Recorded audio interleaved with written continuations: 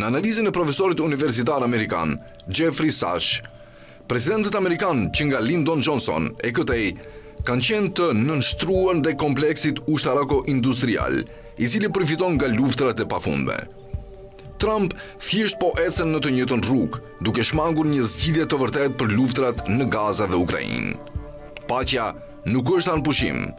Paqja e qëndrueshme arrihet vetëm duke zgjidhur mosmarrveshjet politike që quhen në luftë. Kjo kërkon përballje me historinë, me të drejtën ndërkombëtare dhe me interesat politike që ushqejnë konfliktet. Pa adresuar shkaqet e rrënjësishme të luftës, anëpushimet janë vetëm një ndërprerje mes dy raundeve të masakrës. Trump ka propozuar atë që e quan plan paqeje për Gazën. Por ajo që ai paraqet nuk është gjë tjetër veç se një anëpushim. Plani i tij dështon të trajtojë çështjen themelore politike të shtetësisë palestineze, shkruan Sash.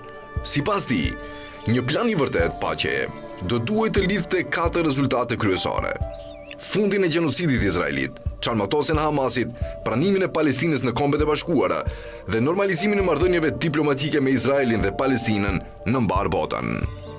Këto parime themelore mungojnë në planin e Trumpit, prandaj asnjë vend nuk e ka miratuar atë, pavarësisht insinuatave të Shtëpisë së Bardhë.